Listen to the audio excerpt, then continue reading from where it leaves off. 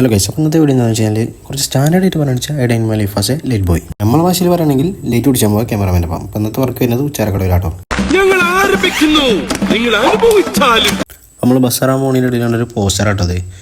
ഈ പോസ്റ്ററാണ് എൻ്റെ മനസ്സിൽ ആദ്യം എഴുതിയ ഡയലോഗ് ഇതാണ് കേട്ടോ. ഒരു നല്ല ഡയലോഗ് പറയാൻ വന്നതാ, മറന്നുപോയി.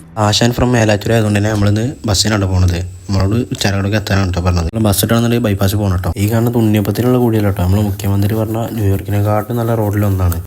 അങ്ങനെ കുറച്ച് നേരത്തെ കാത്തിരിപ്പിനോടിയിൽ ഒരു ബസ് കിട്ടും. അപ്പോൾ കിട്ടിയ ബസ്സിൽ വലിഞ്ഞ് കയറി ബസ് കയറി സ്റ്റോപ്പും പറഞ്ഞ പൈസയും കൊടുത്ത് സീറ്റ് കയറി കഴിഞ്ഞാൽ പിന്നെ അടുത്ത പരിപാടി ഇതാണ് കേട്ടോ.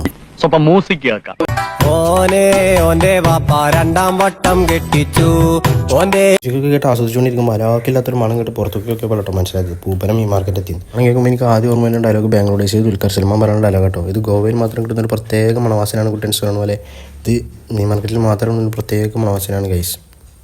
ആ മണം നോക്കി നോയപ്പത്തിന് ഉച്ചരക്കട എത്തിയിട്ട് നമ്മൾ. അപ്പോൾ നമുക്ക് ഈ വിശപ്പിൻ്റെ അസുഖങ്ങൾ കൊണ്ട് നമ്മൾ ഈ കാണുന്ന പീഡികരി മലയാളികളുടെ ദേശീയ ഭക്ഷണമായ പൊറാട്ടയും ബീഫും കഴിച്ചിട്ടോ. എൻ്റെ തീറ്റാണെമ്പോൾ എനിക്ക് ഓർമ്മയുടെ ഡയലോഗ് ആണ് കേട്ടോ. ഏതായാലും നിങ്ങൾ തിന്നണ അത്ര ചോറൊന്നും ഞാൻ തിന്നലില്ല. ഞാൻ തിന്നണ ചോറിന്റെ കണക്കൊന്നും വെച്ച് പറയണ്ട. ഞാൻ പള്ള നാർന്നാലും തിന്നു. അന്റെ തറവാടിൽ നിന്ന് കൊണ്ടുവന്ന ആയതുകൊണ്ടല്ല എന്റെ പടം 3 നേരം ചോറ് എത്തുന്നത്, മനസ്സിലായില്ലേ? അപ്പോൾ ഇന്നത്തെ വീഡിയോ ഇത്രയുള്ളൂ ഗൈസ്. അപ്പോൾ അടുത്തൊരു വീഡിയോ വീണ്ടും കാണാം. Okay, by.